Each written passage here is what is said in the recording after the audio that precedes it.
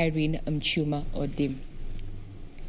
Well, it seems that we do not have that on can, but remember you can get further details in regard to this particular brief on our website, that is www.kbc.co.ke. And later in the course of the day, we're also going to be listening, or rather hearing what the Ministry of Health has to say in the new dynamics in as far as COVID-19 is concerned. Now, issues of IEBC also have taken center stage there, as highlighted by my colleague Sam Njoroge there, and also we understand that the president is going to be holding this meeting, so there's a lot of anxiety. Just to give a recap in regard to that particular story, page 6 of the Standard has captured a chronology of the COVID situation. These are the numbers. Now, since the country reopened in September, that is the 28th, a total of 13,736 people have tested positive, and an average of 457 new cases in a day.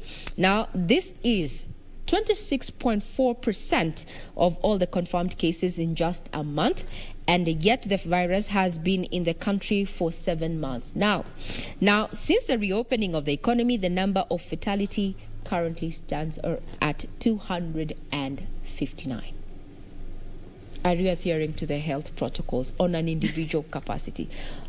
What have you observed? Let me go first. Like in the market, 2 out of every 5 people I have met do not have a mask, are not keeping social distancing. We are not even sanitizing. You who has a mask looks as if you're lost in the crowd, like you're wearing a uniform maybe to some school or to some job somewhere, that we are not in the current pandemic. Then when you're riding a PSV vehicle, there's no longer social distancing. Actually, there have been claims by passengers who are using PSVs that when they insist that the seat next to them isn't taken, they're asked to pay for it. Those are my observations. I don't know about the rest of you guys. That is so true. Most of the PSVs have gone back to full capacity, but there are some, and specific for Rongai, they've actually adjusted the seats in the Matatu by pulling out one of the seats. Usually there's 2 pairs, or at least the 33-seaters, but now they have removed a whole row and made space between each person, such that there are only 3 rows, and that has ensured social distance. And I think it's the way to go, especially for PSVs, 33-seater Matatus that accommodate a larger number of people. That way, you don't suffer as much economically, and you also ensure social distancing in the Matatus. But when it comes to business as usual, going to the markets, even the supermarkets, there's actually a post the other day, when you enter supermarkets, the masks are on the forehead, under the chin, wengine amehang tu kwa masikio, as in protocols out the window. So we ought to do better as a people, but there are still people who are adamant and steadfast when it comes to making sure that they're putting on their masks. And even Regina, yesterday, there's somewhere we went here into town, and they actually sanitized our hands before we got to touch anything in their space. And we applaud those who are still adhering to some of these guidelines that have been put in place by the ministry. Sam, yes, umeonaje maneno from your end of things? I don't think there's anything that is supposed to be said that has not been said. And madness is referred to as doing the same thing the same way and expecting different results. The cost of flattening the curve of COVID-19 is not a joke. By the way, it is not a joke. And the dilemma is, we are a developing economy. Can we honestly afford a total shutdown? Because where we are headed, we're not leaving the government much of a choice. If citizen responsibility is a mirage, if you're taking it as a joke, and then the casualization of COVID-19, no joke kizoea mtu. Have you ever gotten to that point? Where we say mazoeano ni mbaya? We are basically making love with COVID, and I'm sorry to use that term. And it's become, can I call it disgusting? Because you cannot be in a position whereby you're endangering the lives of of those around you. I mean, as Andrew Cuomo once said, the governor of New York, going out without a mask is just disrespectful. It's not about you. There's so many other people. And there's this thing about ati sipumui vizuri, nikiva, try having a ventilator. Just try having a ventilator. In fact, we should stop making this a conversation. And we have to do what we have to do. And you know, mbona mtu anaafia to the guidelines asafe because you have put them in that position, because you have refused to do your part. And I'm not excusing the politicians too. What's with the rallies? What's with the rallies? And what's with the public gatherings? It's not a conversation anymore. It's a reality. The curve is way up and it's going higher. And remember, the testing capacity is not well enhanced in the country. You know that, guys. We've been having an issue with reagents. We've been having an issue with capacity. We've been having all these issues around testing. Like yesterday, it was 14 per 1,000 people. That's still very low. I mean, since COVID-19 hit the country in March, we've not even tested 1 million people cumulatively. Imagine. And 93% of Kenyans are touted to be asymptomatic. Yes. However, what does that tell you in terms of putting people at risk? And you know, another argument that was being put forth by the public is that hamujatuonesha mtu akona COVID. Let me tell you. And you know, we actually had this conversation with the CAS sometime last week, and she actually said, yes, in as much as we haven't, we don't know the reality on ground. And once we're actually able to see someone who is struggling to gasp for air, she actually gave an example of one gent who walked into one of the hospitals here in the city, tested positive. He was showing some symptoms, and in a span of 4 hours, he passed away. 4 hours from testing positive. At the rate of recoveries is high. Let's not even talk about that. We're simply talking about, yes, watu wengi wanaeza pona ni sawa. That is what the statistics are saying. But before we get there, can you imagine the amount of damage it will have caused on the economy? Then also let's make it even also easing down of restrictions. Watu walikuwa wanalia venye walikuwa wanalia. And you know what some of these countries are doing that have been hit with a second wave, or by the second wave? You know what they're doing? They're shutting down completely for at least 2 weeks. Completely down. Nada, kaa kwa nyumba.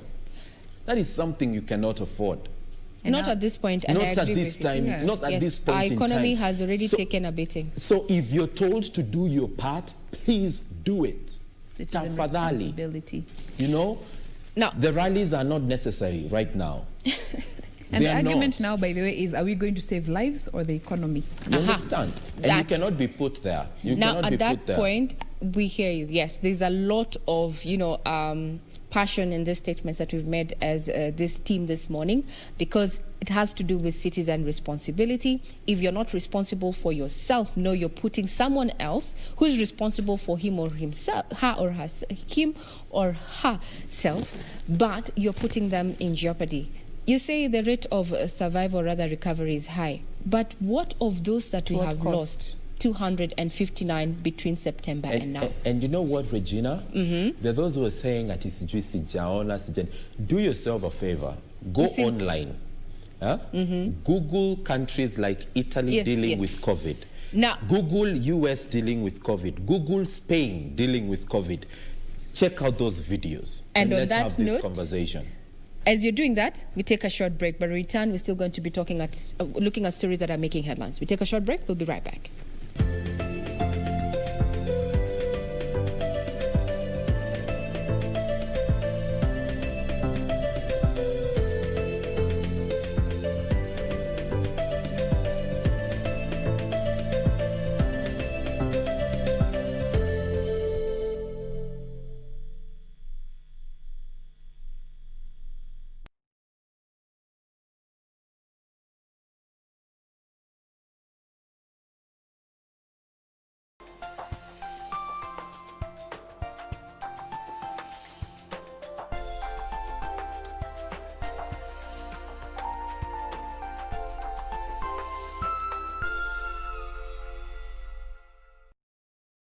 KBC, in collaboration with the Kenya Institute of Curriculum Development, is broadcasting enhanced out-of-class learning on radio, television, and online. Catch the lessons every weekday on KBC Channel 1 from 2 to 4 p.m. on KBC English Service and 15 FM from 9:15 a.m. to 5 p.m. and Radio Taifa from 10 a.m. to 11 a.m.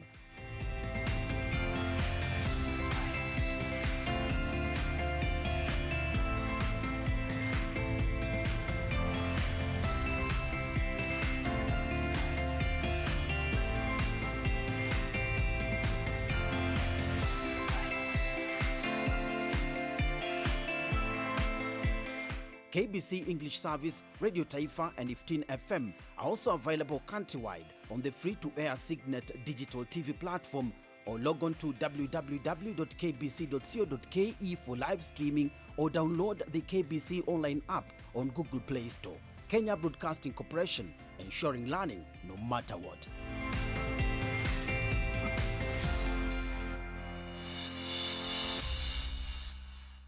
Tonight on KBC Channel 1. Madison Wanjala, then why does she get to keep her money? Kwa sababu watoto ni innocent. To just leave like that. I was worried, we all were. Would you have done things differently if you were in my shoes? I am getting a divorce. Na train nimekuwa nikitrain lakini na train ya nini? Mbona train ya self defense kwa sababu inaonekana kuna game itafanyika hapa soon. Don't get too cozy. This one uses people and spits them out when she's done. Ask her supposed son. Get out, bull. Whatever happens, I will not drop you. Stop being paranoid and get back to your training.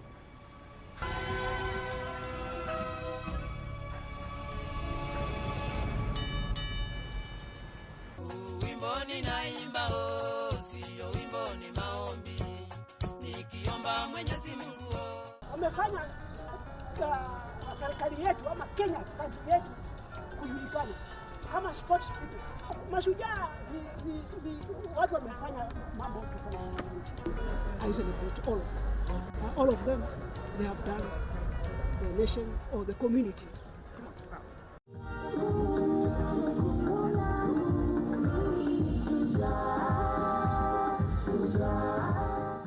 Wimboni naimba sio wimboni maombi. Nikiomba Mwenyezi Mungu. Next on. Your brother deals drugs. Wake up. You even saw him use. Dad framed him. Find the killer and you're a free bird. I don't take threats from toddlers, Tiff.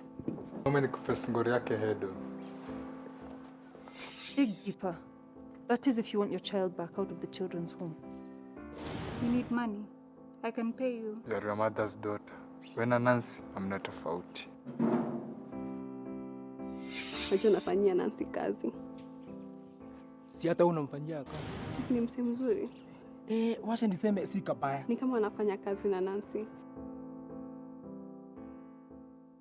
This weekend on KBC Channel 1. When life happens, how do you turn lemon to lemonade? How do you pick yourself up when stuff has happened to you? I'm here to heal other people, help other people walk through their journeys of transformation. I loved fun. I used to go out a lot and I wanted a man in my life. He swept me off my feet. He had the vibe. Were there relatives of yours? Did anybody ever sit you down and ask you, Angela, what are you doing?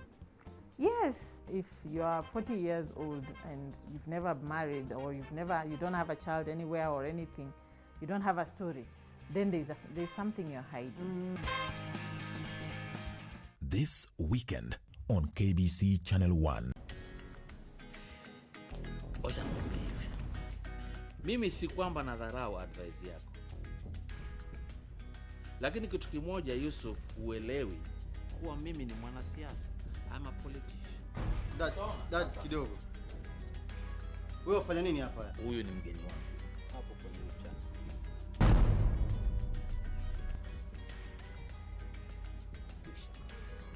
Kila kitu imeisha.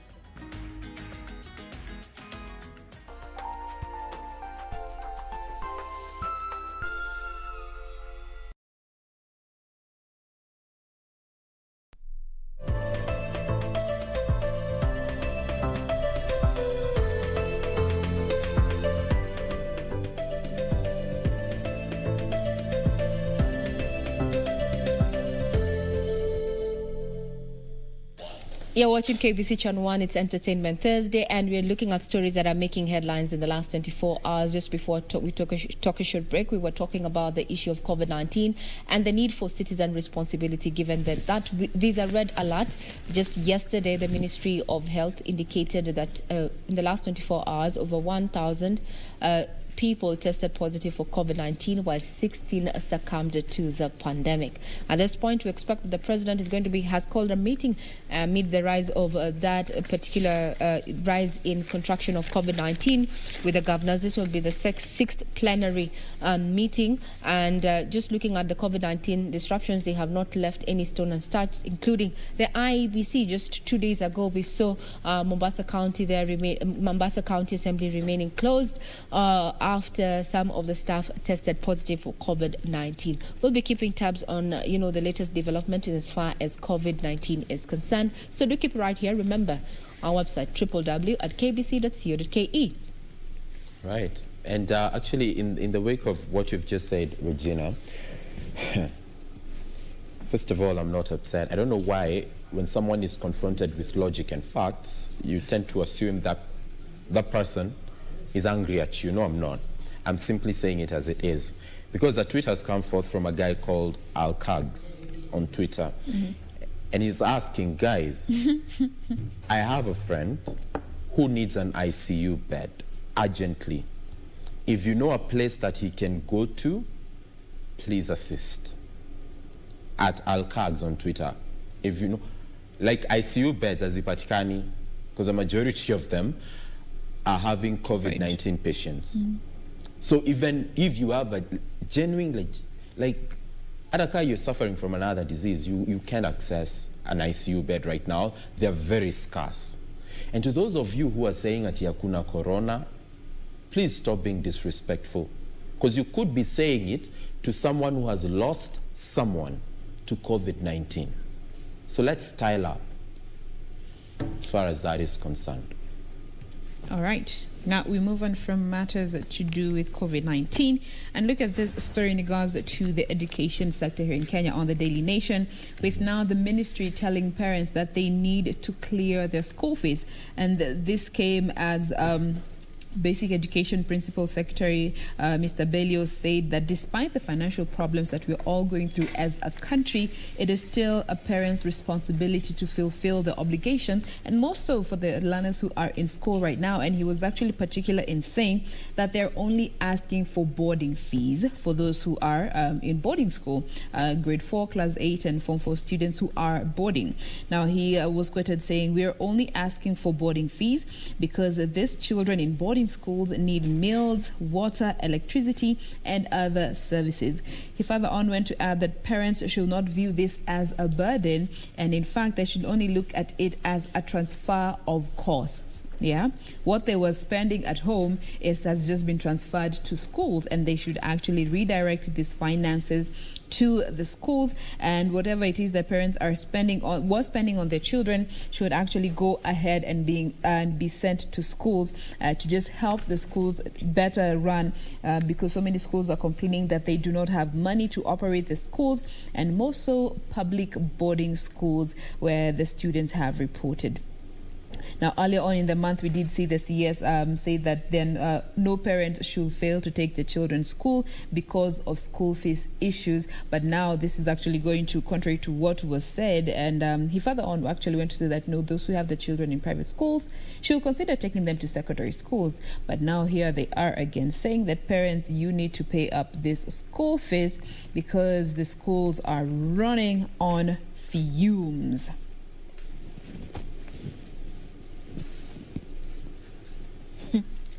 Fumes it is. Mm-hmm. But as a parent, I am still pondering on what Belio Kipsang father said, other than just saying that parents need to continue to pay their school fees for smooth learning, mm-hmm. that the schools will not be closed, even in the current situation, mm-hmm. where we are having a rise in COVID-19 cases, and we've had several schools across the country close, after reopening because of this COVID-19 issue. And as a parent, I'm just wondering, when push comes to shove, But should it? Are we going to let our children, or just leave them there exposed? I'm just thinking as a parent. There's a narrative we need to discourage. Mm-hmm. This whole open, close, open, close, open, close. That narrative, we need to discourage it, and we need to discourage it in the strongest terms possible. I know at the end of the day, someone has to be blamed. And in a majority of the cases, it's the government's fault. Mm-hmm. But is it? Is it? If you did your part, honestly, I'm not trying to say that they've done 100%, but have we done our 100% so that we can accuse them and say, you have not done 100%. And government is you and I. You know, people think government are these huge, mighty people who sit in a place due yetu. No, government is you and I. And right now, the critical question on the table is, do we save lives or do we save the economy? Mm-hmm. Because there will be life after COVID. And you do not want to influence negatively the quality of that life after COVID because you did not make logical decisions right now. You know, at times we put people in authority in very difficult positions. It's true. And what stops, like for example, when we were dealing with COVID, they prepared. They got body bags. They identified places where we could dig mass graves. That information was in the media. Now it's up to you to decide whether you will be in that body bag in some mass grave. Do your part. Do your part. And don't say that politicians are still holding rallies. Why are you going? Unaenda nini, unaendea nini? Did they come get you from your house? Because journalists are still going to work. Presenters like us are here. Doctors are still going to hospitals. Lawyers are still going to work. So when a politician comes to your area, what is this temptation you have ati lazima tutoke and to crowd and everything? But we unaendea nini? Handout. Huh? Huh? Unaendea nini? Because when I come here, I come to work and I leave. But you see, and I thank you for your viewership. But when a politician shows up and all of you are there, but politicians at this time are also happen to be leaders, Sam. Yes, so let me are. try and be the devil's and advocate actually here. We are the better people because we are the ones who chose them. So we are the ones to decide how we react to what they do and how they do it. But how come as soon as we elect them, we hand over the baton and now they start doing the control? Don't be told, be informed. That's all I'm saying. And that's what we're saying, that we need to have a behavior change, because what you're talking about is what, in as far as civil rights and just knowing your rights as Wanjiko, as electorate means. But as you've said, rightfully put it there, Sam, is that once we vote our leaders in, it's as if we hand over the power. Wewe ndio mwenye nchi. You're the taxpayer. It's never their fault. And if it is, then 70% is ours. You know what they say, yeah? Mjinga akirevuka, mwerevu yu mashakani. How about we see that in reality as far as our political scene is concerned? I just wish I would live to see such a time in this my beautiful land that is Kenya. And also, let's also be alive to cases even around Africa that are still dealing with COVID. Eh? Yes. South Africa is not too far away. Yes. And at one point they opened, then they realized, wow, what have we done? And they closed. Then you get to a club. I don't even want to go to clubs right now. We need to do better as a people. Just behavior change is important because we cannot normalize open, close, open. Even the president said it one time. We cannot normalize open, close, open, close. Success is the consistency of purpose. Now I feel like I'm lecturing people. Let's move on. Let's go to issues to do with success. Yeah. And have a look at the story on the Daily Nation about governors' performance and the different how the different counties have performed. And this is a survey that was done by Infotrack that was looking at assessed specific devolved functions in every county, among them including health, planning, agriculture, environment, housing, lands and settlement, trade and tourism, roads and transport, just to mention but a few. So looking at this report that has been put here by Infotrack, Governors Wycliffe Oparanya of Kakamega, Salim Mvurya of Kwale, and Kivutha Kebwana of Makueni have topped the list as the most popular, and their counties being termed as the best performing in that order, with Kakamega having scored 57.2%, Kwale coming in second at 54.8%, and Makueni coming in third with 54.7%.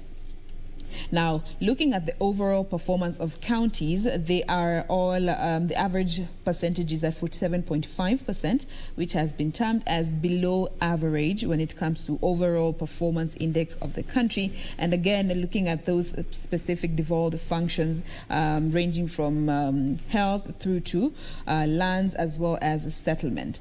Now, governors who were ranked as poorest were former Kiambu Governor Nwaititu, who was ranked at 33%.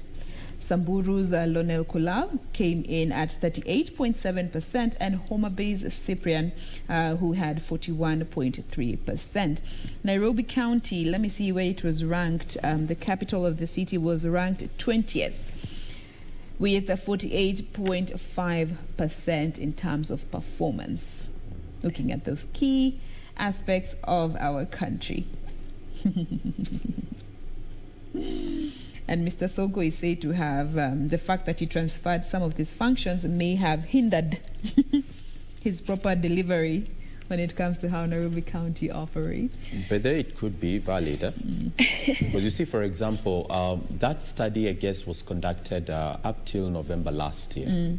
And since then, a lot of things have happened. Yes. For example, someone like... Kiambu. Yep, that's true. Like somebody like Governor Nyoro, for example, yes. Back then, he was in acting capacity. So you see, by virtue of that, even in law, it prohibits him from totally rising to the occasion. But since taking over in January, I mean, that is a totally different thing. Has there been transformation? Are people saying that he's worked? There are those that a majority of people say that something is being felt, change is being felt within the counties. Within that particular county, when you look at someone like Mike Mbuvi Sonko, also there has been the transfer of services and the deed of transfer of services to the Nairobi Metropolitan Services, creating a political situation within the running of the Nairobi County government. So some of these realities are also very valid. Yeah, they've actually pointed out that the timing of this study may have affected 3 counties in particular, that is Kiambu, Nairobi, and Bomet County, that were undergoing leadership changes during that time. When this because Bomet also is a reality, owing to the passing of Dr. Loboso and the picking up of the new governor there. And also looking at second-term governors, they have a slight edge over first-time governors, with their performance being at 53.1%, over first-time governors coming in at 47%. So there isn't much difference between how they have been delivering. Yeah. And guys, have you noticed how the papers today are so heavy on COVID? Yes. Have you noticed, just when you flip through, it's COVID this, it's COVID that, it's COVID that, it's everything. The health sector. The health sector. Even some of the issues to do with... but there's a very good piece on Lake Turkana in the Star. I don't know if I can take it after Regina. Well, Regina is thinking about matter sports, you know. Okay. But before you do that, very quickly, very quickly, there is this story about Lake Turkana. And it talks about angry Lake Turkana swallows villages, and thousands of residents are now left out in the cold without food and at risk of diseases as water rises to historic levels. There was a warning that was once posed by Governor Lonyanga Pool at one point, and it was picked up by his counterpart, that is Turkana County Governor, that is, I'm forgetting his name, guys, please, come in. Yeah, Nanok, Governor Nanok, yes. Sorry about that. And it's all about how control of the water bodies, especially in Turkana and West Pokot, it's very, you remember that landslide? Was it a landslide or a bad slide? sometime last year that claimed lives and destroyed livelihoods. So that is predominantly the humanitarian disaster unfolding right now. Thousands, as we speak, have been left homeless. Earlier this week, we were to have someone from the ministry to talk about this, and in the course of next week, probably we will be getting them on board to understand how exactly we can mitigate a situation that comes in and out over time. So this is something that is of concern, and some of the images, I mean, you see people trying to salvage whatever it is that is left, and again, this is a situation we cannot normalize.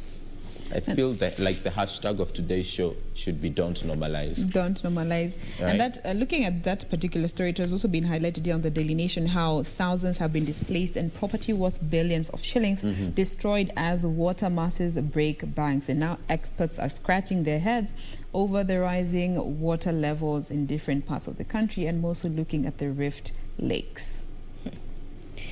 Yeah, not talking about, setting the pace and saying let's not normalize this issue when it comes to COVID.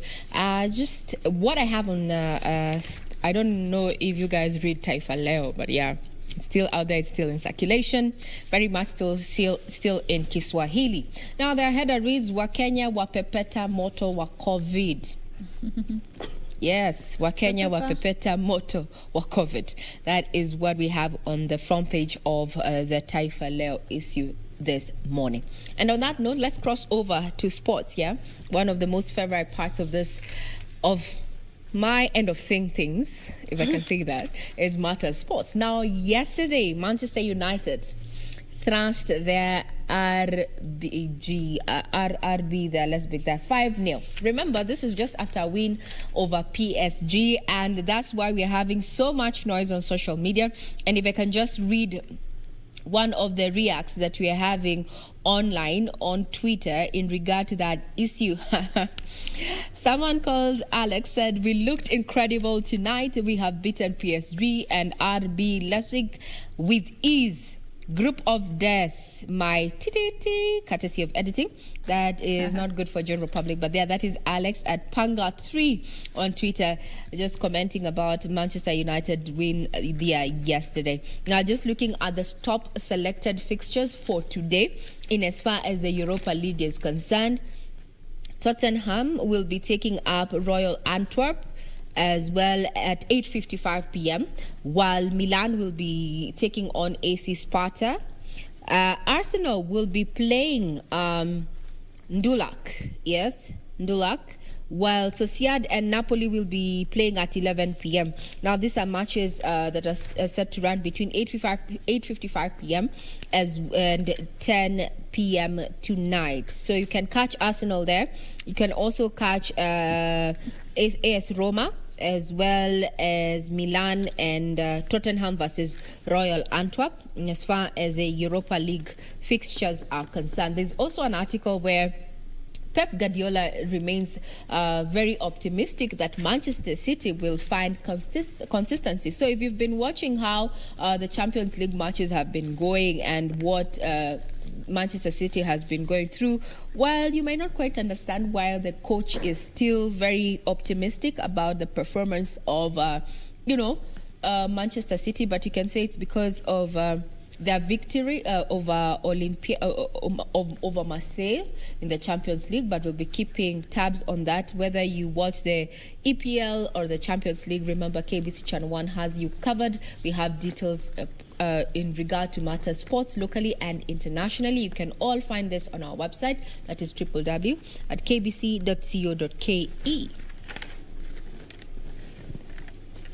Now, before we get to close this segment, I just want to hear your thoughts in regards to this particular story here. This is what is happening in Nakuru.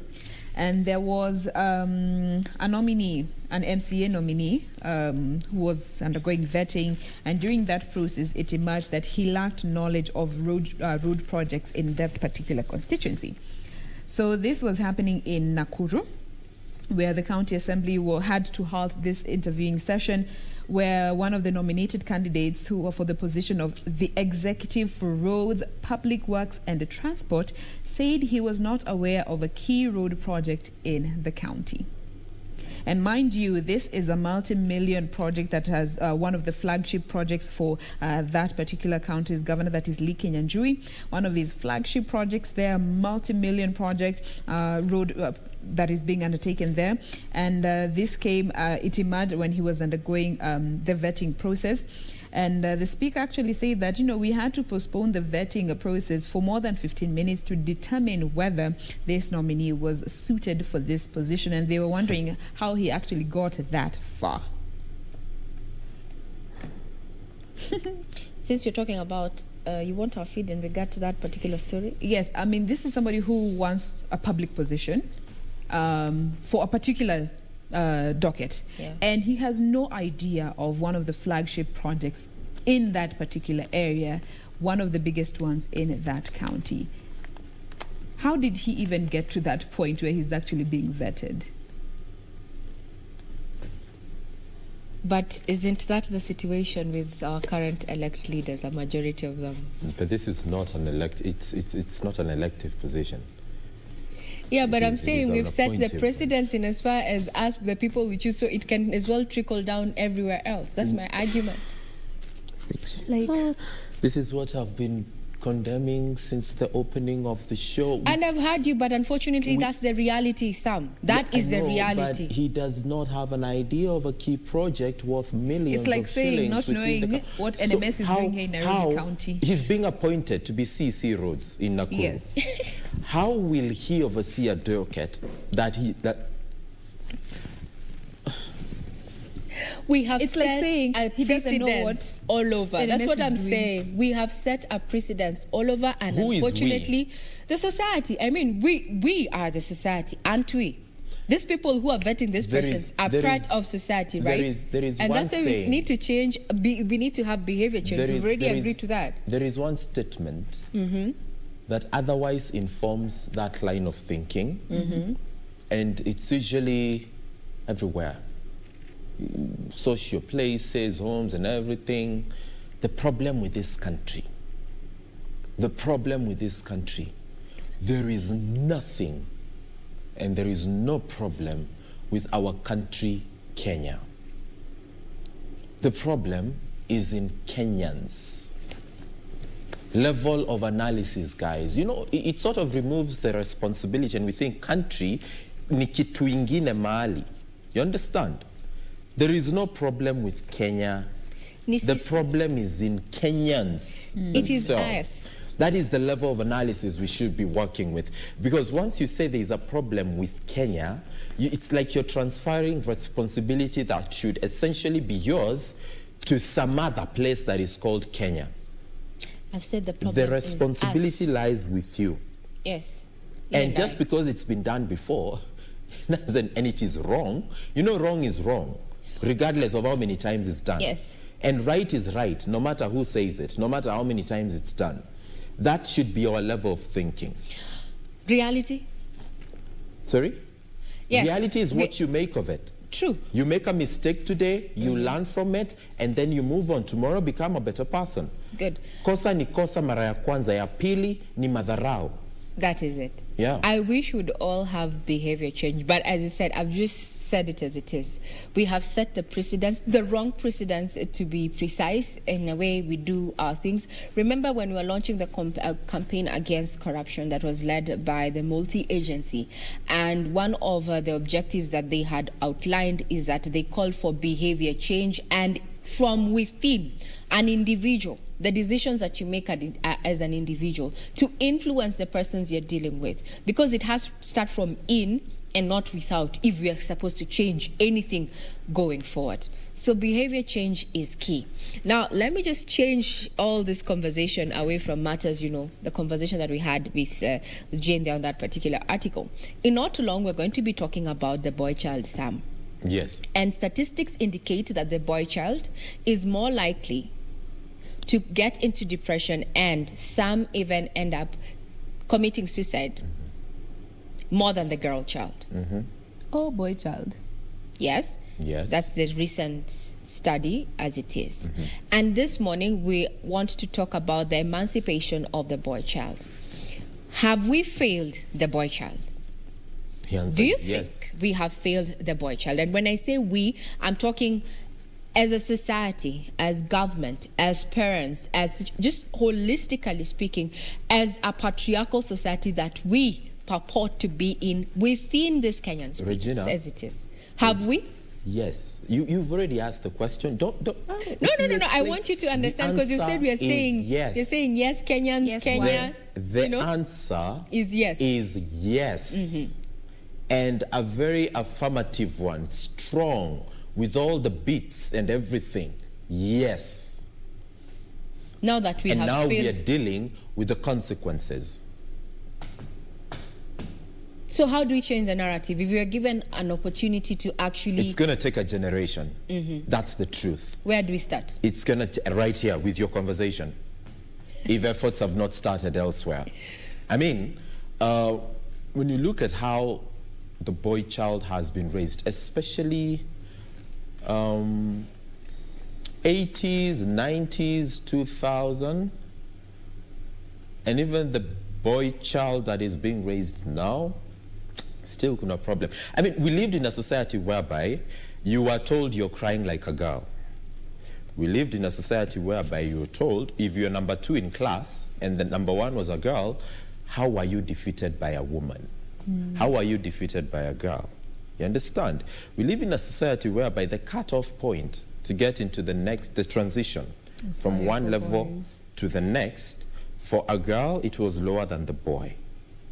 It's too much pressure. It's just too much pressure. And I'm not in any way trivializing efforts that were made to try and empower the girl child. That was very noble. But the mistake we did is that we mistook or we misunderstood what empowerment is. We went for power over as opposed to power to, because the agenda was, let's get the men out of it. What a man can do, a woman we remember that saying, and we forgot not everything a man can do that a woman can do. I mean, even biologically speaking.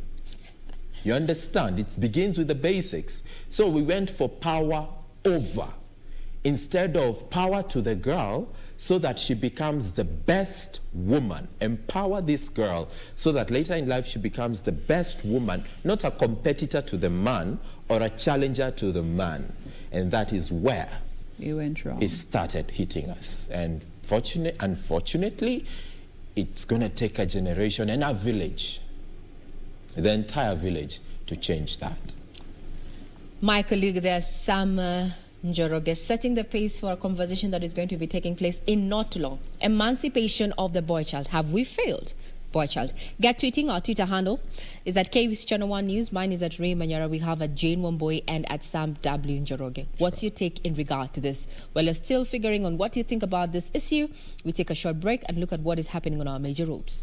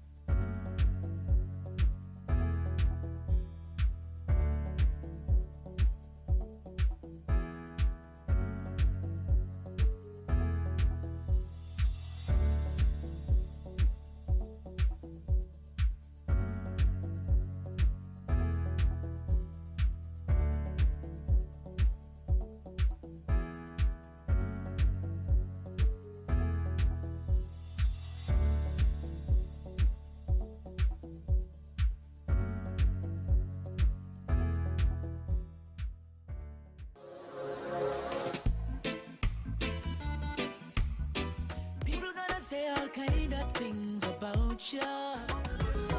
With them on, just shake up, need to mush you and done to mush you. When your booty got show me now. Baby, one time. Bossy baby, give me 2 times. Full 180. Crazy. Trago y ella la botella. Let's go. Ha. I needed some with some bop in it. Mamacita, where you at? I've been trying to reach you. Choro, choro, choro, choro, choro, choro. Te pago, te pago, mo, te pago. Katoto shepu awe, ayawe, ayawe. Pequeña katoto, camini pequeña, pequeña katoto.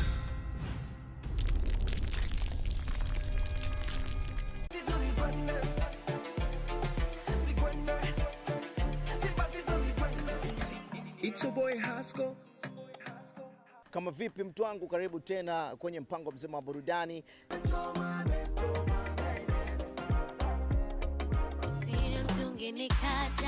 Uzito mapenzi mimi mwenyewe na ujua. Zangu nimezianzia mbali, lakini naweza sema mwanzo wangu kabisa nilifika katika Shirko Media. Huo ndo mwanzo wangu wa kazi zangu za music. Kwanza ni prayers, pili ni hard work, tatu ni hard work, nne ni hard work. Yeah. Jerry, Sherry, songea karibu niku. Tulia, punguza pressure mpenzi. Tulia, punguza moto na nini. Tulia. Next on. Your brother deals drugs. Wake up. You even saw him use. Dad framed him. Find the killer and you're a free bird. I don't take threats from toddlers, Tiff. Umenikufesi ngori yake hedo. Dig deeper. That is if you want your child back out of the children's home. You need money. I can pay you. You are your mother's daughter. When na Nancy, hamna tofauti. Najua nafanyia Nancy kazi. Si hata unamfanyia kazi. Ni msee mzuri. Wacha niseme si kabaya. Ni kama anafanya kazi na Nancy. This weekend on KBC Channel 1. Let us get this right. Shut up, Julia. Quit behaving like a class 4 kid, and woman up. Farah, you were saying... Fateh Kinyanjui, if I ever told you that you are my hero, you are my Chakinodi. When I grow up, I just want to be like you. Hey, Mwalimu, those are really big names. Hey, I wish I could be smart like you. Yeah, if you're having this skin disease, how comes you cannot see it? What kind of stupid question is that? That is because I'm wearing clothes. Idiot. Look, Julia, I'm really sorry. I didn't think they'll use this information against you. No one is killing anyone here. I would if I were in her shoes. What are you talking? Wait, she's young.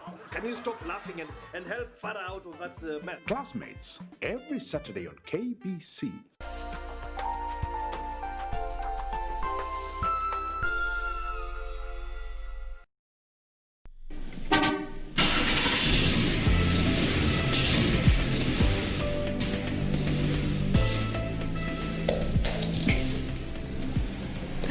All right, welcome back to Good Morning Kenya. We want to have a quick look at the roads before we get started with the discussions that we have lined up for you. And we want to have a look at Langata Road. At least for now, we'll be back to look at the other roads, the other major roads this morning.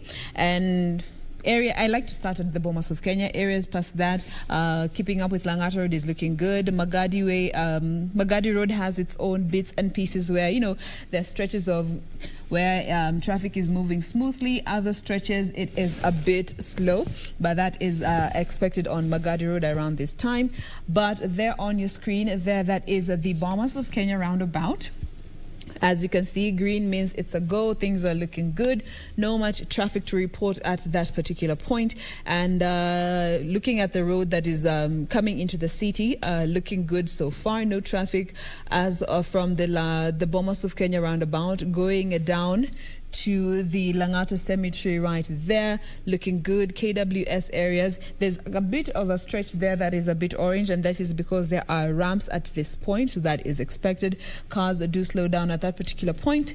But keeping on with Langata Road past the Langata Cemetery, no much traffic at this point, all the way through to the Langata Police Station, mini roundabout there on your screen. Looking good so far. Looking at the stretch between the Langata police station up until Langata Hospital right there. Also looking good this morning. No traffic at this point. And this is the road that is Langata Road when you're trying to make your way into the city. Keeping up with Langata Road, still, this is now around the area, the south end bypass. This is the overpass around that area. There seems to be a bit of traffic, and this is because this is where most cars either branch off the highway or get to join Langata Road, so this is expected. But it seems to continue with that particular pace up until you get to the areas around, when you approach the areas of Carnival. There's a bit of slowdown up until that point, but from there, watu wa 18 kutoka hapo all the way through past Sunshine Secondary School, all the way past the Western Hotel. There is smooth moving of traffic, but as you approach the roundabout, it is expected that they will be slowing down. As expected, as you near any roundabout, to just try and go to the different exits that you will be taking this morning. So up until that point, when you approach the T-Mall roundabout, you'll be slowing down for a bit. But let's look at Mbagathi Way before we continue on with Langata Road. Now, Mbagathi Way is that one over there. As you can see, a very dense color on your screen, and this means it is almost at a standstill. The darker the color, it means the heavier is traffic this morning. So you can see there, branching off Langata Road using Mbagathi Way is heavy with traffic from the T-Mall roundabout all the way to the high-rise junction. Not looking good this morning. There are bits and stretches where it seems to be moving better, but still not movement that is going to allow you to get to your place of work in the time that you were hoping to, because it seems to be the order of things on that particular road. This is Mbagathi Way this morning, and it is absolutely slow this morning as you go past the areas of the Ngumo Junction, but it seems to ease up a bit when you get past that flyover and make your way down to the City Mortuary roundabout. That is when you're going to have a bit of smoother movement when it comes to traffic. So if you're choosing to use Mbagathi Way this morning, it is going to take you a pretty minute to get to where you want to. This is because of the traffic that we are seeing, especially once you branch off Langata Road from the T-Mall roundabout. But now coming back to Langata Road, this is the stretch between the T-Mall roundabout up until the Madaraka roundabout. Looking good, no much traffic there.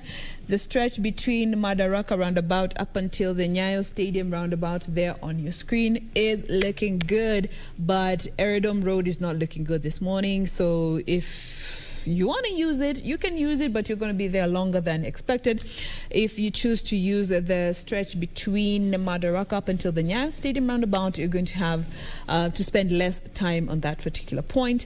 But once you join the Uhuru Highway from the Nyayo Stadium roundabout, and just looking at the stretch between the Nyayo Stadium roundabout up until the Bunyala roundabout, it is not looking good. It's not looking good, y'all. It is looking solid with traffic. So you are going to be there for a pretty minute. So that is how Langata Road is looking like this morning.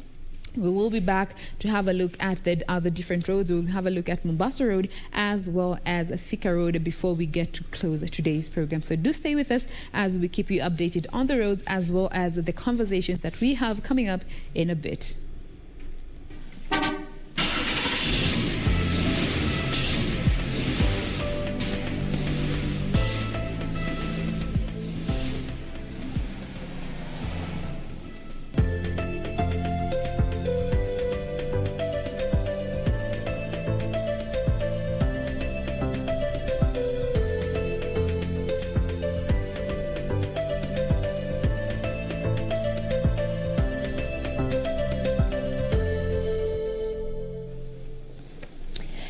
Thank you very much. You're still keeping our tabs on what is happening in as far as news is concerned. But now we get into an interactive segment this Thursday morning. And you're talking about boy child. The question this morning is, have we failed boy child? This borrows from a study that indicates that more men and boys are likely to succumb to depression and eventually suicide than girls. This brings the question is, have we failed the boy child? And we're engaging our various participants, and you can do so from the comfort of your home, as well as if you are watching this on our live feed on www.kbc.co.ke.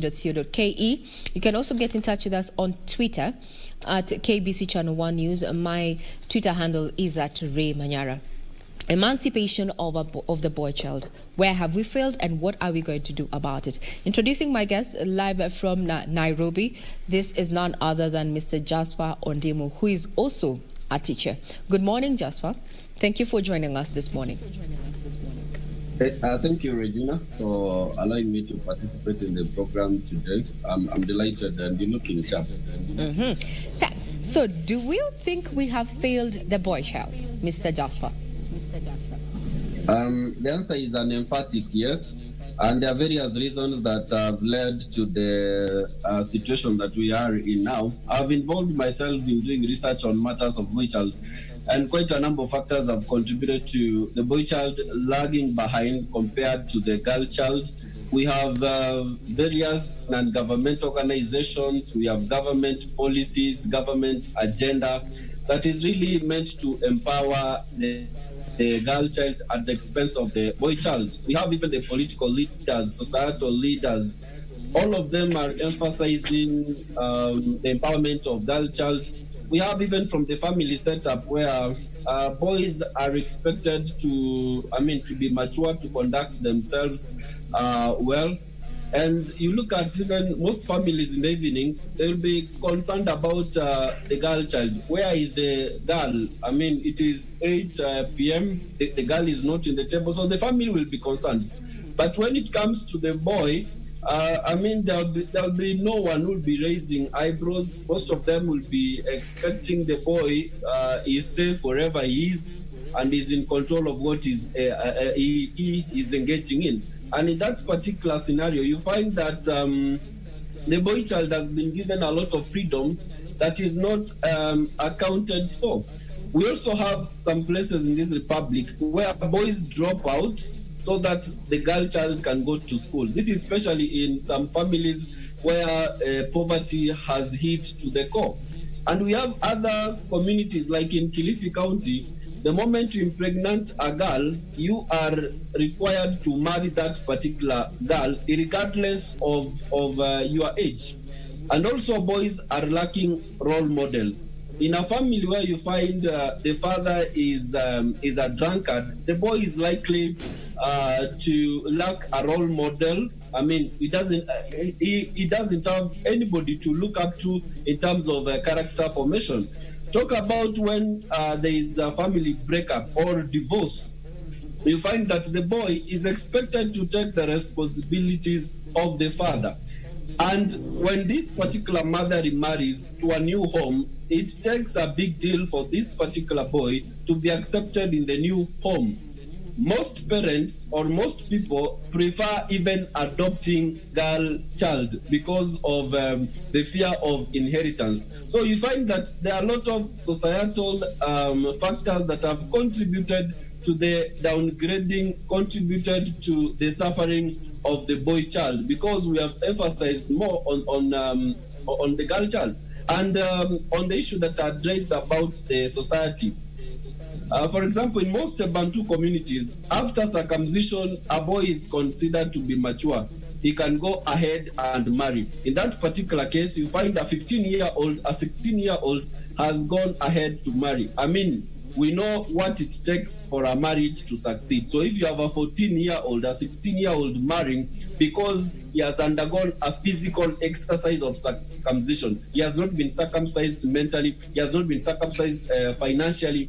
Therefore, as a society, we have really failed the boy child, and the effect is what we are seeing right now, where we have men who cannot be able to provide for their families, men who cannot be able to sustain relationships because of the societal, cultural, and even economic situation that we've put the boy child in. Thank you very much for that insight there, Mr. Jasper Ndimo. Do not go away. We'll still be interrogating some of the issues that you have raised, and one of them being that issue in as far as culture and tradition that are now seemingly favoring the girl at the expense of the boy, as well as matters of implementation of affirmative action being skewed in favor of the girl child. Introducing my second guest this morning, this is none other than the Executive Director of the Kenya Alliance for Advancement of Children's Rights. This is none other than Timothy Ekesa. Good morning, sir, and welcome. Thank you for creating time to be with us. What is your take in regard to our conversation this morning? Have we failed the boy child? Yes, we failed the boy child in many ways, as Madam Jasper has just noted out. Yeah, we've not done the best for the boy child. I think at the time when we realized the girl child was really lost. We focused too much on the girl child at the expense of the boy child. And the truth is that right now there are many boys who are not visible. And one thing, their problems are also not very visible. Like, take for example violence. If violence is meted against boys and girls, for a girl it might be very easy for you to see the violence that has taken place. But for the boys who have been violated, in most cases you actually don't realize it. For example, sodomy. It is shamed by society. Boys will not even be free to talk about it. And I think it takes men actually to be able to walk along with the boys so that they can also grow into men. I know some churches have started a number of programs for boys to men, transition programs, which some of us have been involved in. But I think it's a drop in the ocean. I think we can do more. Mm-hmm. I like what you've said. It takes men to grow boys into men. Mwalimu Jasper here has also highlighted the issue of the role that parents have to play in as far as the upbringing of the boy child. What is your take in regard to this? Are the fathers or the father figures, the uncles and the senior brothers failing at this?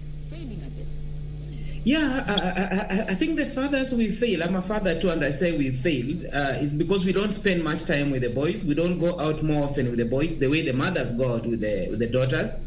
And actually, in some cases, even many mothers go out with the boys rather than even with the girls because of the affection they have towards them.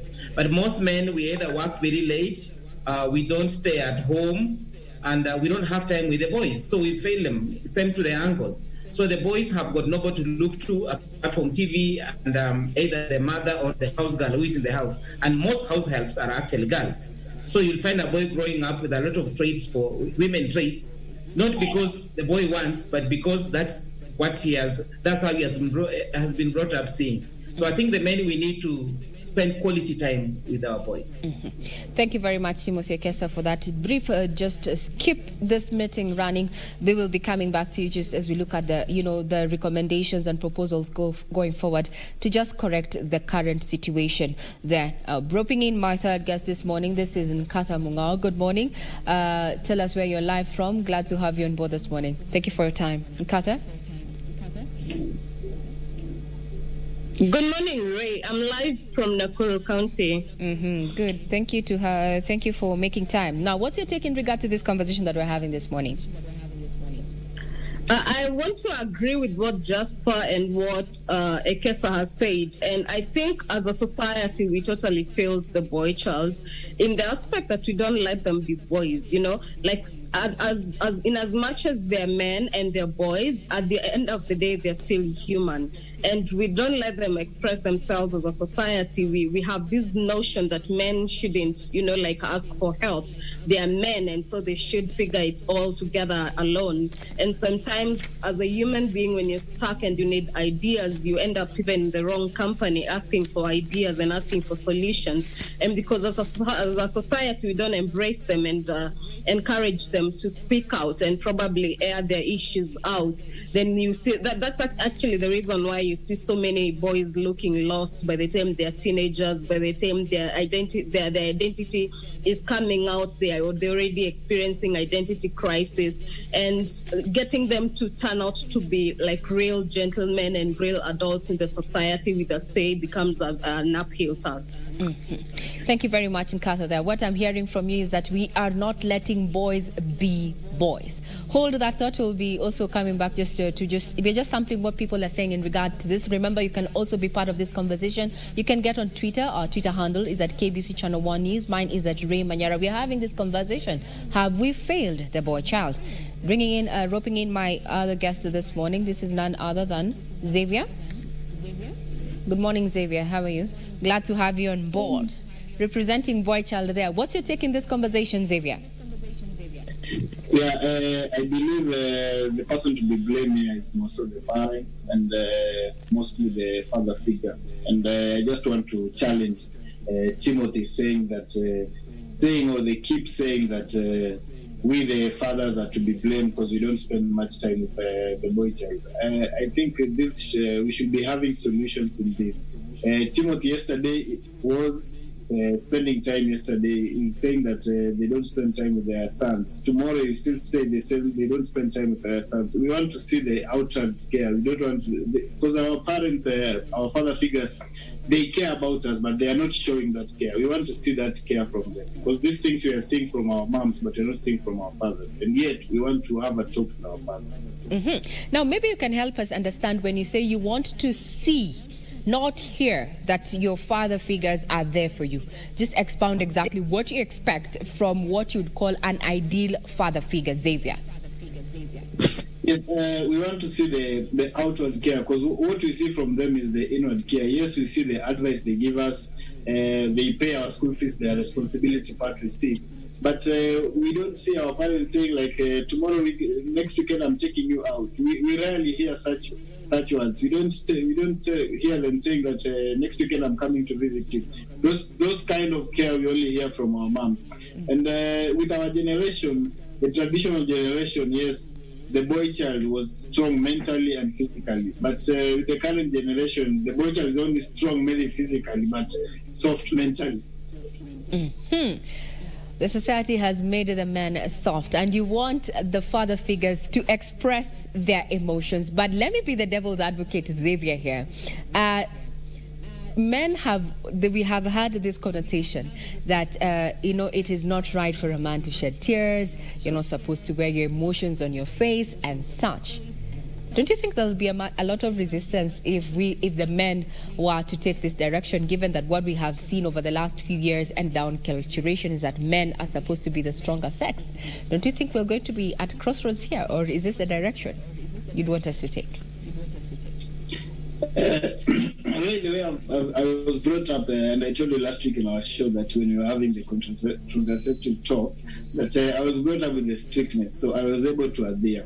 Same as the current talk we are having. I was brought up not to cry. I was brought up not to be making noise all the time and just to focus as a man. Yes, that was me. Yes, I was able to adhere to that. But the current generation that we are growing, they are able now to know everything that is happening. So you can't just tell them not to cry. They have emotions. They're also watching these soap operas and they are crying. So we have to know how to talk to them. Thank you very much for that challenge. Thank you very much. Just to keep it right here, we will be looking at now the way forward. Once we hear what our feedback is in regard to our conversation this morning. Now, just pouring from what we have, you've already sent on Twitter, and this is none other than Geoffrey Watire, who is asking, at what point should the boy child start getting empowered, as well as who should empower the boy child? Who should empower the boy child, and at what point should the boy child start getting empowered? Remember, we are live. We are calling forth for your feedback. Now, before we sample more feedback that you've sent on our social media platforms, let us hear from Isaac. Good morning, Isaac. Tell us where you're live from. Good morning, Ray. This is Isaac Nyakundi from Kajiado County, and my take on this is indeed, we failed the boy child, and where we did fail was when we actually put a lot of focus on the girl child, which was the right thing to do. I mean, boys naturally, you really wouldn't care much. A boy is out there late. They are sent to the field to go and tend to the cattle and, livestock and stuff. You really don't care much. So the challenge I find is when we did focus on the girl child, where we failed was to now try and empower the boy child to know how to deal with this girl child who has actually been so empowered.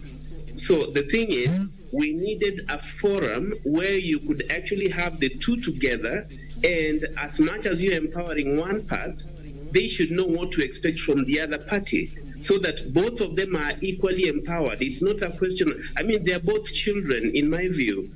It's your daughter, it's your son. You cannot have a lesser regard for your son because you want to empower the girl, or you feel the girl is vulnerable, so you want to empower the girl and disregard the boy. So for me, it's a collective responsibility that was required here, not to empower one person and then don't educate the other one to know that this is now an empowered girl and this is what we have told her. This is what she expects, society to treat her like.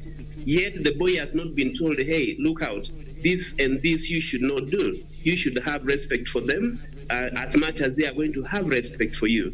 So for me, where we failed is to tie the two together and empower them equally.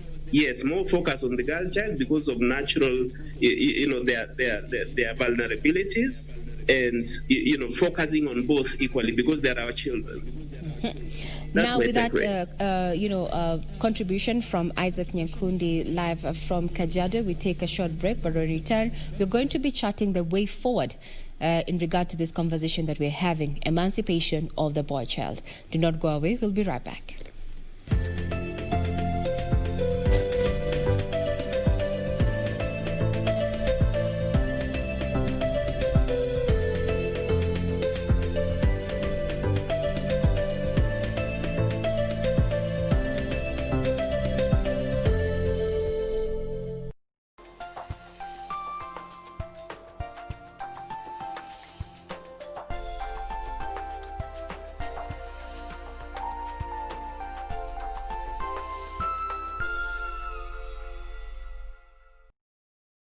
KBC, in collaboration with the Kenya Institute of Curriculum Development, is broadcasting enhanced out-of-class learning on radio, television, and online. Catch the lessons every weekday on KBC Channel 1 from 2 to 4 p.m. on KBC English Service and 15 FM from 9:15 a.m. to 5 p.m. and Radio Taifa from 10 a.m. to 11 a.m.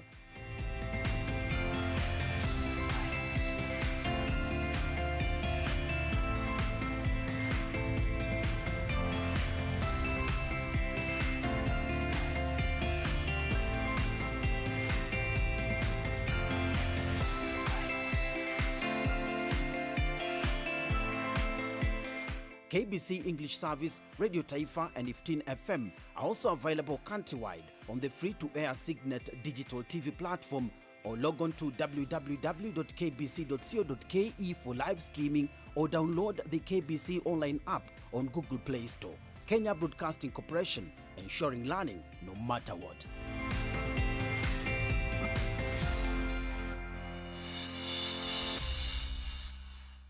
Tonight on KBC Channel 1.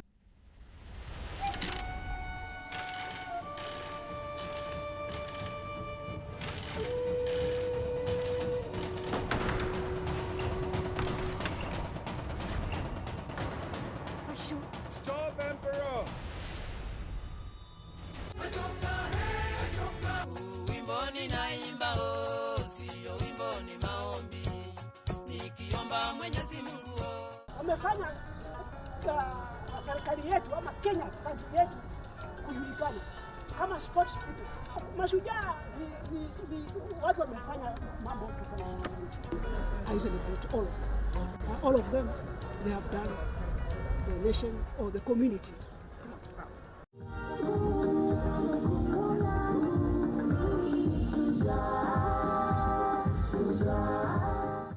Wimboni naimba sio wimboni maombi, nikiomba Mwenyezi Mungu.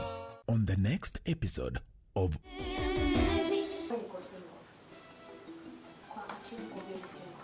Kabisa. Wewe alipa chupa gani wewe? Si wanaishi? Gani? Hiyo anaishi. Wewe bwana sema alipa nyumba nyingine pale. Kile chumba mimi nampa free. Mafala sana nyinyi. Yaani hamjajua kwamba nyinyi ni mwana sahani moja. this weekend on KBC Channel 1. When life happens, how do you turn lemon to lemonade? How do you pick yourself up when stuff has happened to you? I'm here to heal other people, help other people walk through their journeys of transformation. I loved fun. I used to go out a lot, and I wanted a man in my life. He swept me off my feet. He had the vibe. Were there relatives of yours? Did anybody ever sit you down and ask you, Angela, what are you doing? Yes, if you are 40 years old and you've never married, or you don't have a child anywhere or anything, you don't have a story, then there's something you're hiding.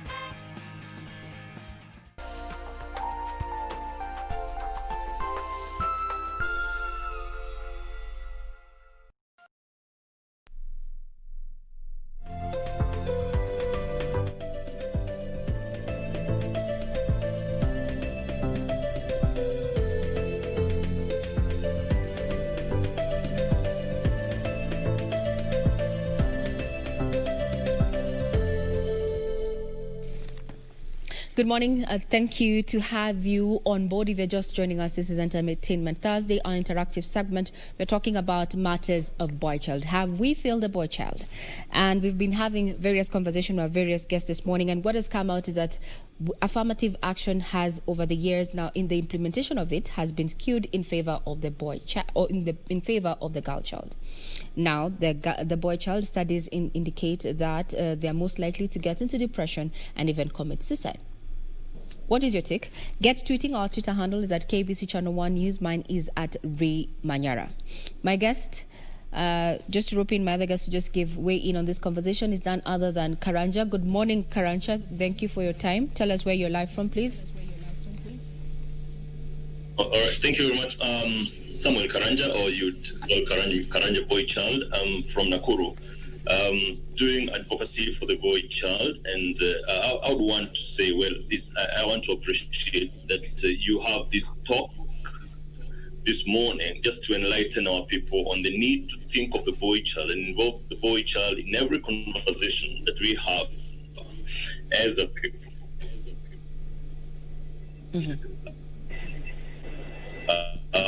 This because over the years we've had this narrative, the girl child, and trying, which really we are not fighting to say that was wrong, but then leaving out the boy child was wrong because we never involved him in the conversations that we have had over the years.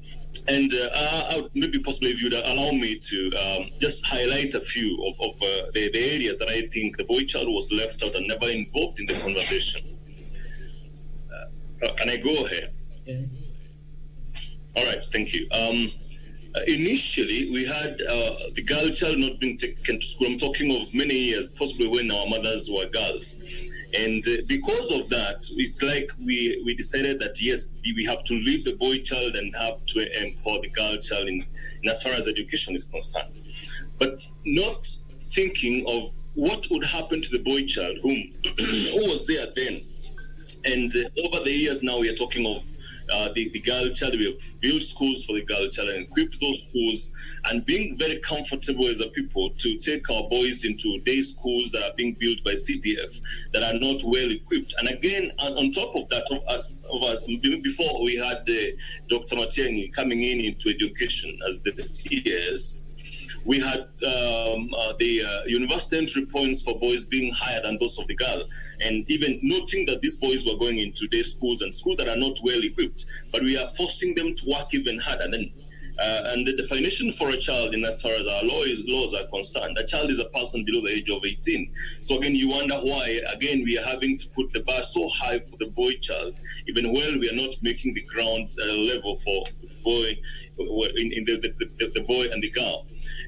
After that, we again have the affirmative action, that is, this boy will go into the university and having to work very hard. When we get to employment, this boy still sees that, yes, our girls are being given the preference. Yes, yesterday the men were given the preference. But if we are talking of the 21st century boy, we are not talking of the 15th century boy. We are thinking of, yes, our grandfathers were given preference. Do we force the boy child?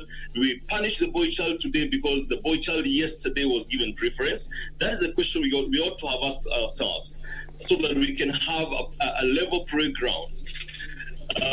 Then that is in education. When we come into business, yes, I cannot. You will not give me a job. I have to struggle through school.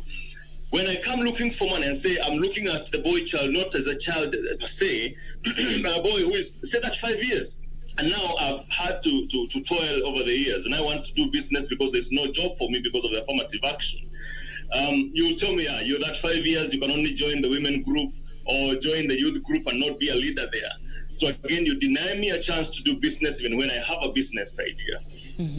So there are a number of things that are making the boys think of what is really happening. Because if you're raising boys and they're seeing their fathers who are 30, that 5 years being left out in the conversation, then they would wonder, why should I be a boy?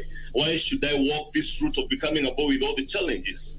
So that is something that we got to really think about. And so our boys are thinking, no, if the men are struggling this much, why should I wait until I become that man struggling like that? And that is where you realize that because of the many challenges that boys are seeing the older men going through, then they feel like, no, they're shying away from wanting to become the men of the 21st century because we do not have a platform that we can use to grow these boys so that they can venture into the 21st century with its challenges. Thank you. Mm-hmm. Quite passionate there, quite a passionate contribution there, Samuel Karanja, live from Nakuru, saying that the bar is too high. The bar has been set too high for the boy child, societal pressures. Now we start off with hearing from recommendations going forward. Then how do we change the narrative? We found ourselves in this situation.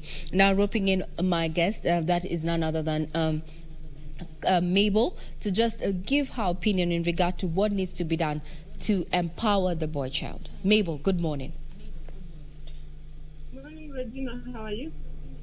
Hello, Mabel. How are you? I'm well.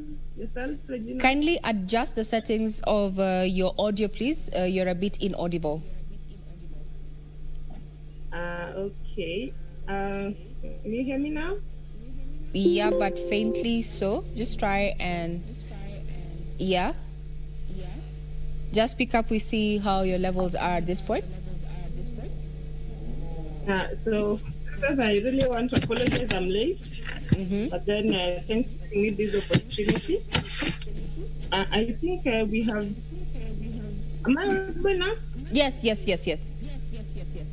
We can hear you. Proceed, Mabel. What's your take in regard to this conversation, and what recommendations would you give going forward?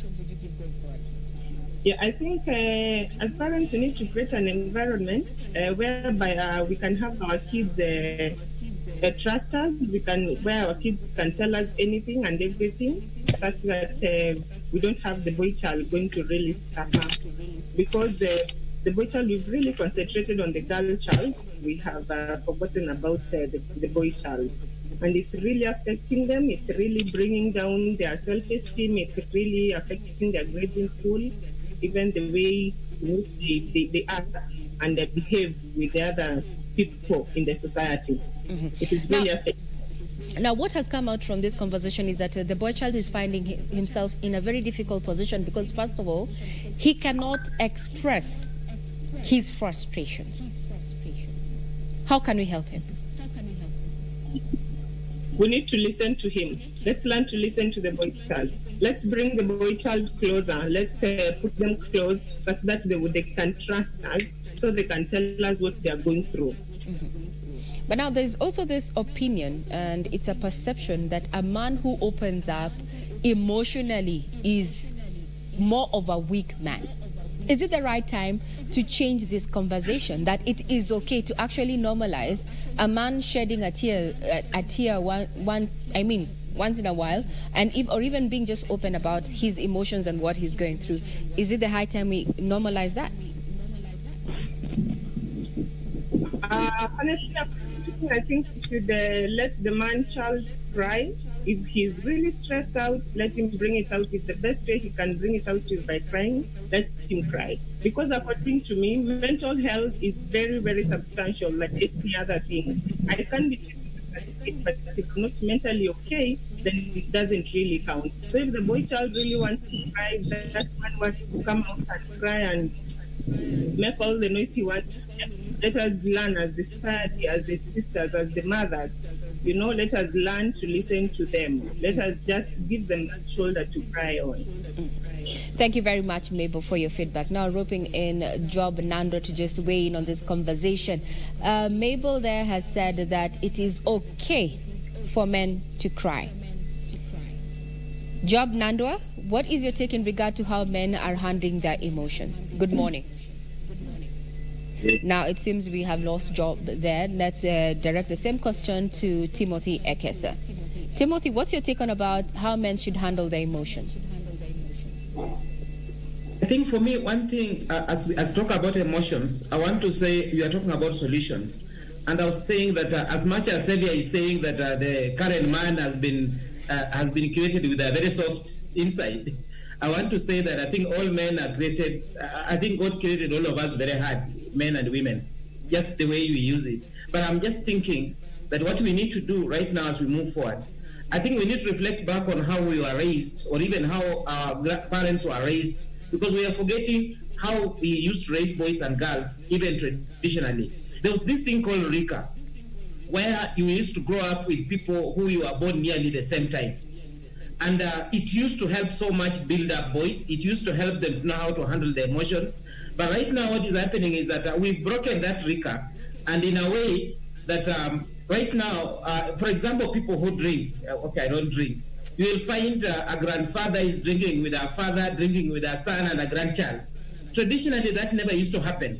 You will find, if you find fathers sitting together with their Rika drinking, the other Rika of the children will be sitting somewhere teaching themselves.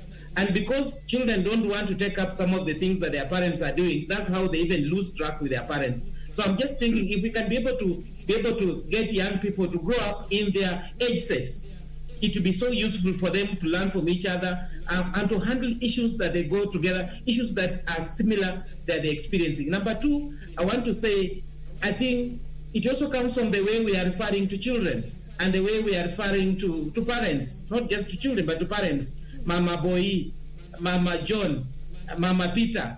And this Peter might even be 20 years. He's being called Mama Peter still. So the child still feels I'm still a child. Can we raise up children when they are children, look at them as children, but when they stop being children, they become adults, let them become adults and refer to them who they are. Realize that now you are a man, you are not, I'm not just being referred to as Baba John, but rather I'm looking at you as John the man who should be standing on your own, who should be thinking on your own, and who should be making your own decisions. And whatever decisions you have, you bring to the table, we discuss as adults, rather than always finding children, okay, referring to 30-year-old boys as mama somebody. So they remain boys forever. And that has caused us a very big problem. And this actually, I'm just referring to the whole issue of how we refer to our children.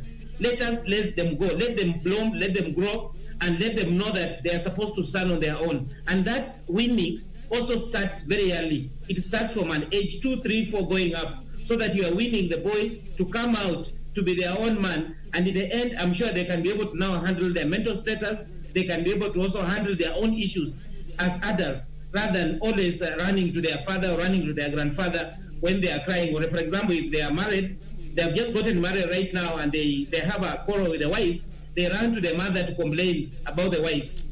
Parents should not encourage that. Should just be able to tell them, please, be a man, stand up, be a woman, stand up. But when you have emotional issues, seek professional counseling, because we know we also break down as men. Like, for example, if a parent dies, unfortunately, many of them, we feel it, but we don't have a place where to express. So it's good to seek professional counseling, and also to be able just to realize that you are going to be alone whether you like it or not, and you are going to make decisions as a man.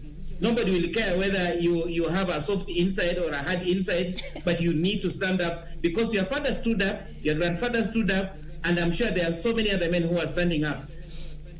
I hope that Xavier has heard your comment in regard to being soft and hard on the outside there.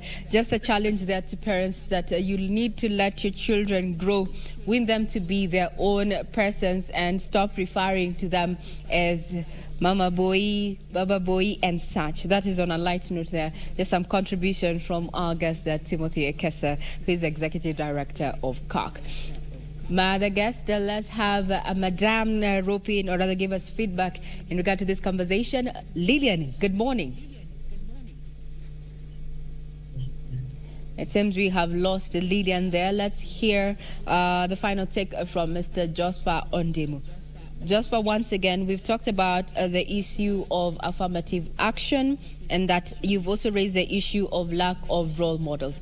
What are you doing yourself as a teacher to ensure that you empower the boys that you are under your care during this time to just be better men in society? Thank you, Regina. The first thing that I've done is to give them an avenue. Some of these boys go through a lot.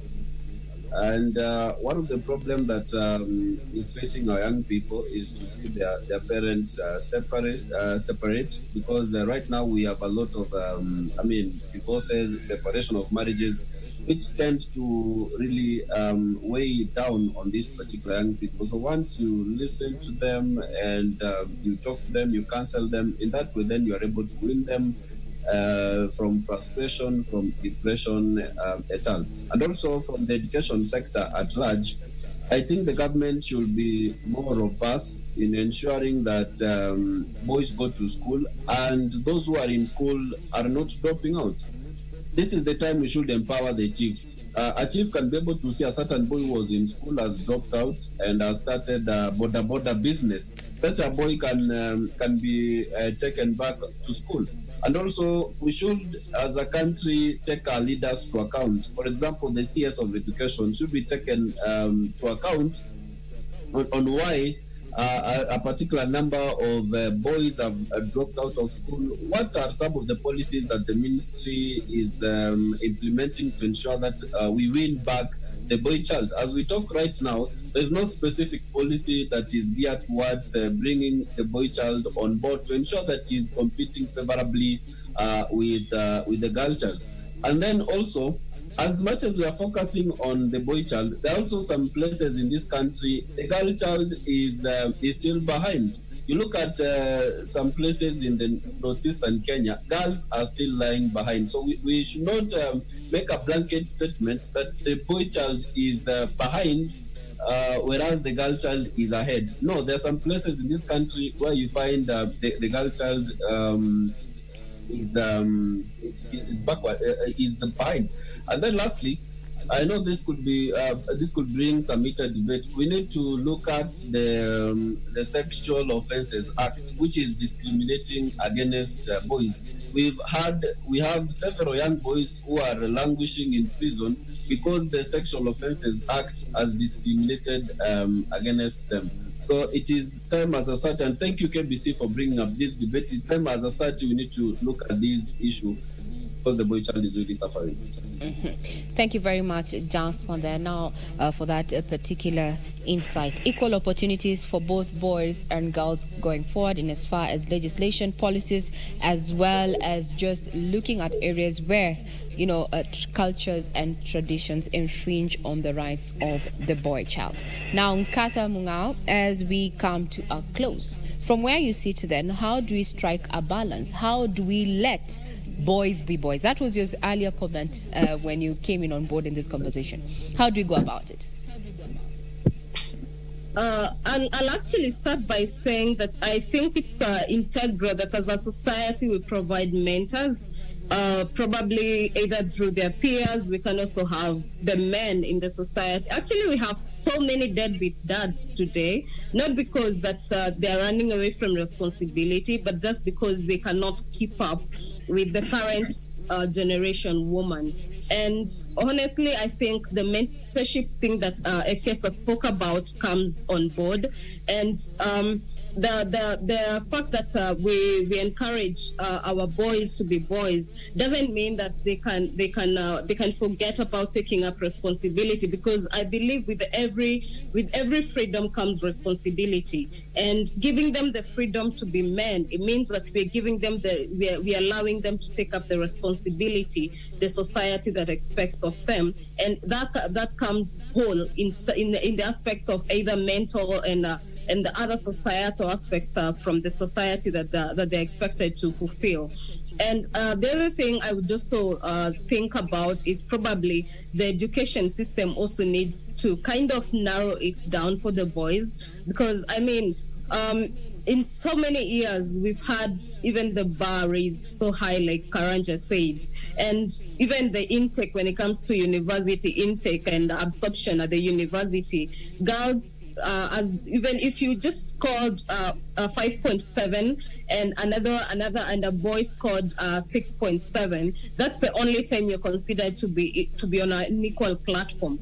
But I mean, if we're going to have an empowered woman, then we need to have an empowered man who is able to like take up to understand this girl, that she's empowered and that she's viewing life in this aspect, and this is how I'm supposed to react as opposed to I'm supposed to act as opposed to reacting.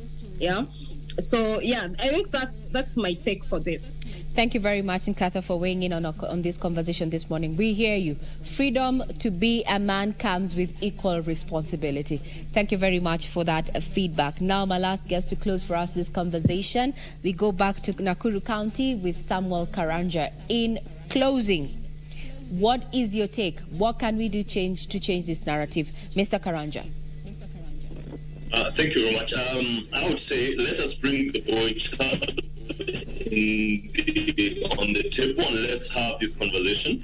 And I would want to send word to the Kenyan men, and especially the men who come from communities that support circumcision, because this is where we pass on our culture. There is a culture that is not working. It worked yesterday, it is not working today. Let us tell the boy child the truth while they are going through that initiation. Let them know what they are going to face. Let them know how they're supposed to adjust themselves to fit into the 21st century, because what worked yesterday is not working today. I repeat again, there is something that we can do today. And again, the men who are out there know that the younger boys are looking up to you as mentors, as role models. And again, to the mothers who are raising our boys, you have never been men. Let us give men a chance to role model our sons. You can never raise a boy to be a man if you have never been one. Yes, you can read books, but even after reading books, you cannot actually do it as a man would do it. Let's identify a man somewhere who will mentor our boy. So let's not. I've had Mugao talk of the deadbeat fathers. Yes, they are there. I'm not refusing. But then, even when we have 1,000,001 deadbeats, we have one man who has stood in the society as a man. Let's send our boys there to be mentored so that they can become men tomorrow. So if we don't do that, then we are doomed. I would say empower the boy child, secure the society. Very well said. Thank you very much, Samuel Karanja. Yes, we need to stop looking at the man or the boy using the lens of years past. This is also a sentiment that has been shared by one author that we hosted earlier in the week. That is none other than Wilson Macharia, who's written a book, How to Help the Boy Child, and that the fact the boys want to live beyond their lives and their means because of societal pressures. You've also been giving us feedback on social media, so let me just check out what has been said in the course of this broadcast. We have Agnes Mailu from Mombasa, who says, do not forget we are mainstreaming gender when using rights on girls, and only that we do not use the right approaches in doing this. Then also we have Namadi Masika on Twitter saying, the boy child has innate powers that just need to be harnessed, and for a long time they have had absolute powers in society and everything going their way. On the other hand, Mabel from Kajiado says, as mothers and women, we need to learn to listen to the boy child so that they open up their issues. We should also let the boy child cry if that's how best they can heal. Let us be their shoulder to lean on. Thank you very much for your feedback, both on Twitter as well as Facebook. If I can just sample one more. It seems that this is quite a conversation there. We have Mr. Ondimu there, who was also on board in this conversation, says there's need to develop policies and interventions to ensure that the boy child competes favorably with the girl child. Thank you very much for your continued support and contribution towards this particular program. Everyone who participated, thank you very much. We have Nkatha Mungao, we have Timothy Kesa, Xavier from Nairobi, as well as Isaac Nyakundi and Samuel Karanja. Thank you very much, Mabel, too, for coming in on board. And the question, I think, that was asked by our viewer, that is Jeffrey Otiri on Twitter.